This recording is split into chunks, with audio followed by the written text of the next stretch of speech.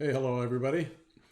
Welcome to Facebook Live, YouTube Live, and a happy Tuesday with a nice blue sky out there. How about that? Had too many rainy days. I'm getting depressed. So it's a really nice day. Hey, look, I'm glad to be able to spend some time with you today for Facebook Live with Entredot. I'm Bill Warner with Entredot, as you already know, probably. Look, the video I did yesterday was on company culture. I think it's a really important subject because a company without a culture is wandering and it's going in multiple directions at once. It's having multiple purposes. The reason for a culture of a company is to tie the entire company together, the employees, the management, the executives, the founders, everybody together under one culture, the culture that ties us together and unites us as a group of people with a purpose and a direction and a plan and a vision and all those kinds of things. So that's what that video is all about. And I'm particularly in this entrepreneurship in action playlist we're doing. And I think we're going to finish it up this week with one more video tomorrow on leadership. And that'll be the 11th video in this series. And that'll end it. We'll go on and do some other things. I'll tell you about that on Thursday. But look, I want to now kind of walk through this culture thing with you and add a little bit different perspective or added perspective to what I had in the video. But before I do that, guess what? Yeah, we're doing our advertisement now. So get ready. Look, I do want you to consider to take a look at our YouTube channel, the Entredot YouTube channel.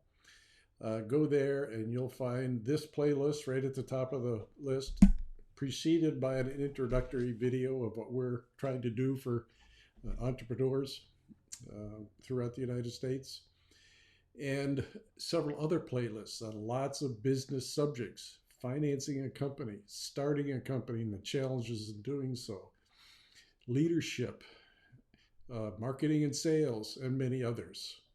So take a look at them. I think you'll find something that will help you a lot. It's all free. There's no hidden thing here of you're going to get calls from a lot of people to sign up and pay money for all this stuff. It's there for you. I'm glad to help you, but that's it. So ask your questions, comment on them, and I'll respond in YouTube as well. So that's it. Subscribe also, please. Love to have you aboard. You'll get the notice of when we have new videos. So let's get on into this. The way I net all of this out is that the culture of a company is all about creating trust throughout the organization. Trust. That means we trust each other implicitly. But trust isn't built like, okay, we're going to trust each other now. No, it's built over many months of communications on what your culture is and living the culture and catching each other when you're not and correcting yourselves. So trust is something that needs work. It just doesn't happen. And by the way, the work to maintain trust never ends. It will occupy your time for the life of the company, particularly the top executives of the company and particularly the founders of the company. Building trust is an ongoing activity by everyone. A really, really good culture is built on trust. That's the premise of this whole video and this whole rant I do about the importance of a culture. So in the video yesterday, I talked about these 6 things that help to build trust. It starts with the founders and executives of the company communicating the values of the business, like Who are we? What is our purpose? Why do we exist at all? Who are we serving? What are we trying to achieve in the long run?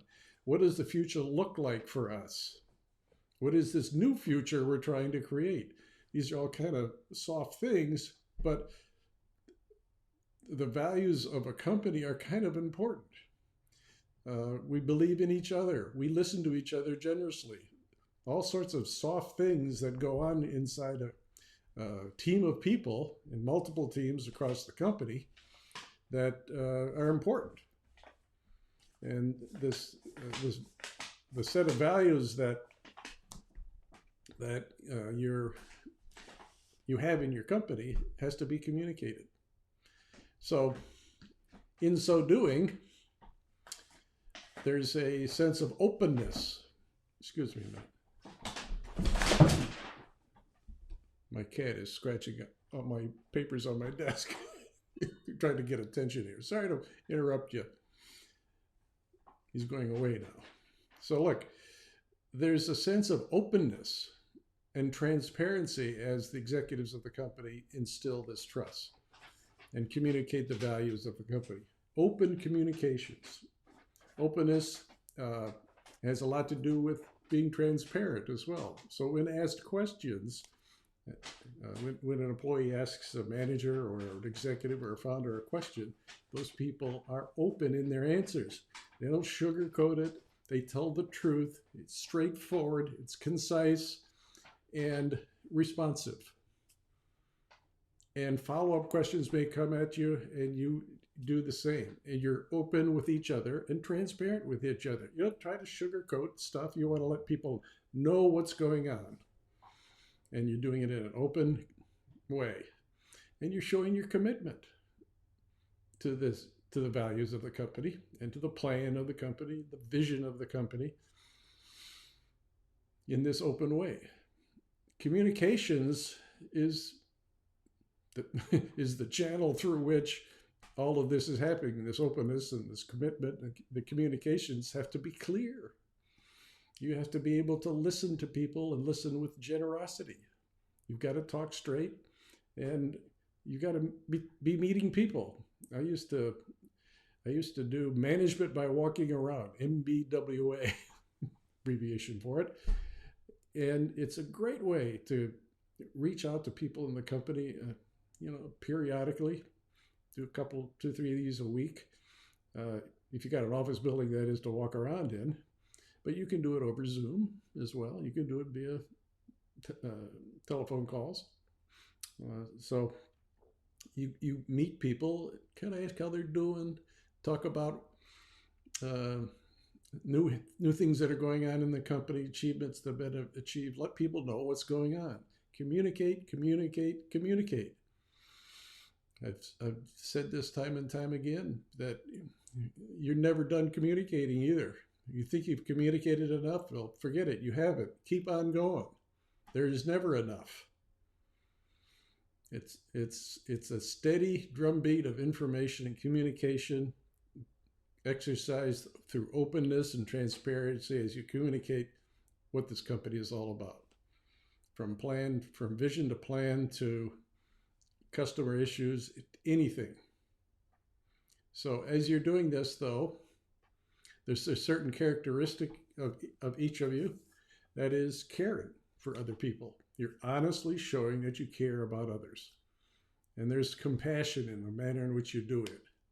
And you show that you're really sincere.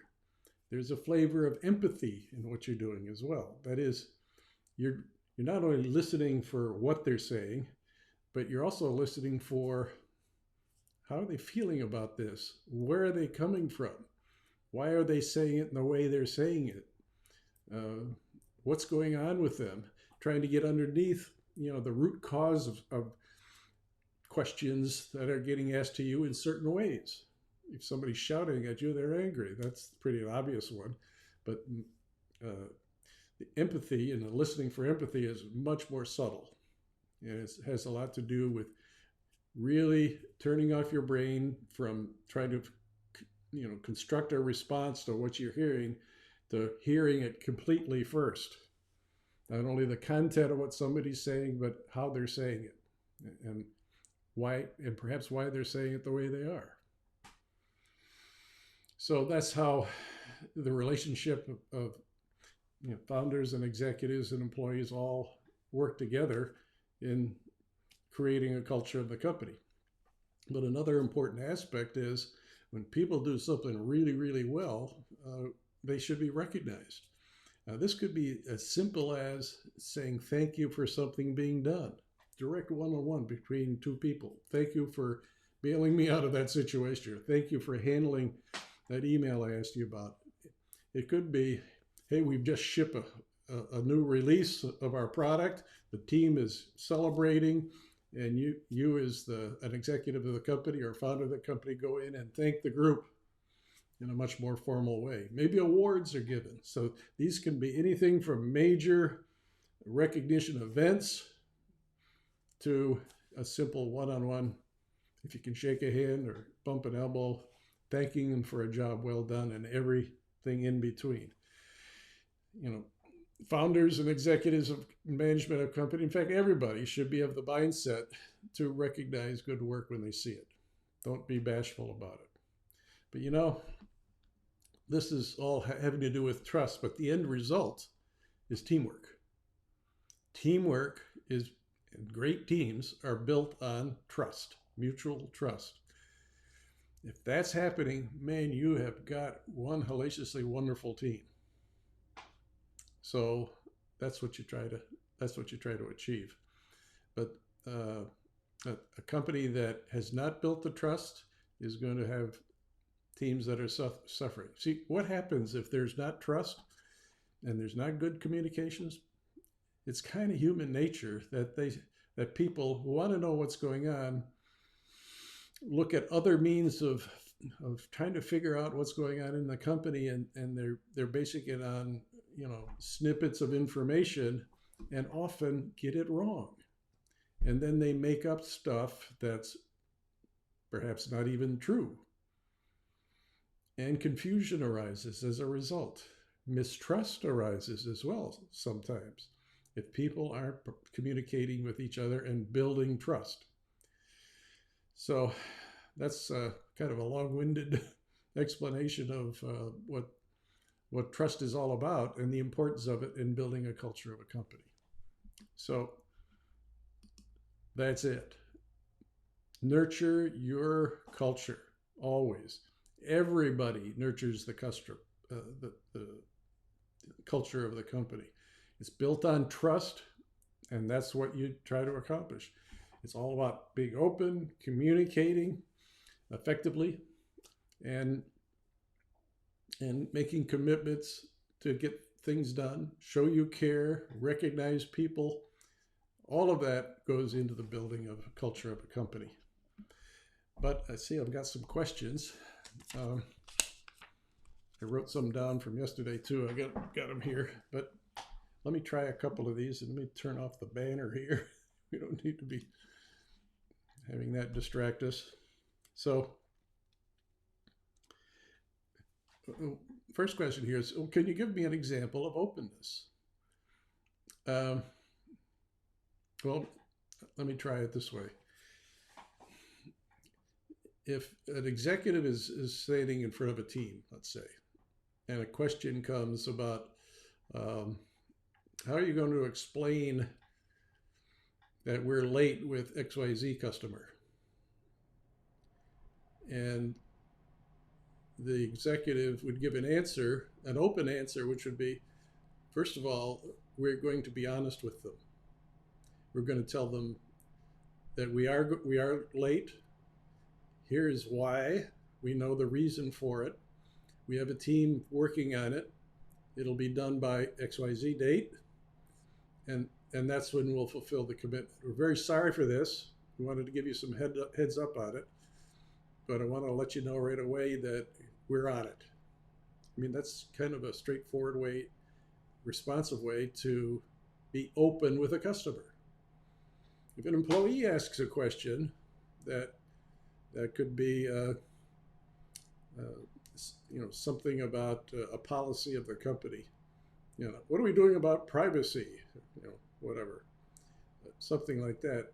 executive or the manager or the person standing in front of the room in an open way, say, look, our policy is, and spell it out. And may perhaps embellish on it is our policy is not. You do the converse of it. But in succinct language that clearly answers the question without excuses for it or wandering off in kind of details that aren't necessary, a straightforward answer as to why this is. Kind of net it out real quick. So being open is also being transparent. If an executive is asked what do they think about something, they should say so. Here's what I think about that, and here's why I think that. And that's a little bit dangerous because it may wrinkle some feathers out in the audience or in the team somewhere. But if the person doesn't do this in an open way, guess what happens? The audience makes up the answer that was missing. Or the reaction that they get, or the reaction they have to the answer is going to be pretty negative, and they're going to walk away disgruntled. So that's why it's kind of important to be open and transparent. One person was apparently in wonderment that I even brought up the subject of empathy. So what is empathy? Why empathy is the question. What does empathy have to do with being in business? It has a lot to do with communicating effectively with people. It's understanding where they're coming from. Man, if you're able to listen that way and prevent all of what's going on in your brain while somebody else is talking, man, you have accomplished something. A lot of people, when listening to a question, are thinking of the answer and possible responses as the other person is explaining their question. Therefore, communication is already broken down somewhat because the person to whom the question is being asked is really not listening. So a policy that you might want to, well, it's not a policy, a practice you want to kind of follow maybe is when someone's asking a question, shut your brain down just to listen and listen for empathy. I think it's important. And quite frankly, I've read a lot of articles that show that it's kind of important too. It's important that you listen for content and you listen for, in an empathetic way, you listen for where they're coming from. You become a very powerful listener, and you'll have a very powerful answers done in the context in which they want to hear you. So that's important. So this next question is, what are some techniques for recognition? I gave a couple. Like in team meetings, like a development team or a marketing team or a sales team or a department meeting or team meeting, anywhere in the company, manufacturing, whatever it is. When someone has done something particularly extraordinary, out of the ordinary, above and beyond the call of duty, the team leader, or maybe invite in one of the top managers in the company to say thank you, recognize them for something they did that was really well done and was very influential to helping solve a problem or helping in a relationship with a customer. There are probably dozens of these kinds of examples where people do extraordinary things above and beyond the call of duty you want to say thank you for. Another example is a major accomplishment by the company involving almost everybody in the company. And you hold a big company meeting. We'll do them on Zoom here for the next several months, probably for a good part of the year anyway. But however you do it, you make a big deal that you've just shipped release 6.3 that had 48 great new features, or you have achieved a higher level quality in manufacturing than you ever have before, a goal that was set 6 months ago that you have finally met on schedule, is another example of an event that could and bring in all the manufacturing people on Zoom and thank them for a job well done. And then give them their next target for achievement at the same time. But there's a few examples. So I've gone on for now 21 minutes. I think I don't want to go any further. But thanks for joining us. I hope this was helpful, and look forward to our next video on leadership tomorrow, Wednesday, which will be published around 10 o'clock in the morning, as they usually are. Hope you enjoy that one as well. And join us on YouTube, and join us live every Tuesday and Thursday at noon. So I'll see you live again on Thursday. Have a great day.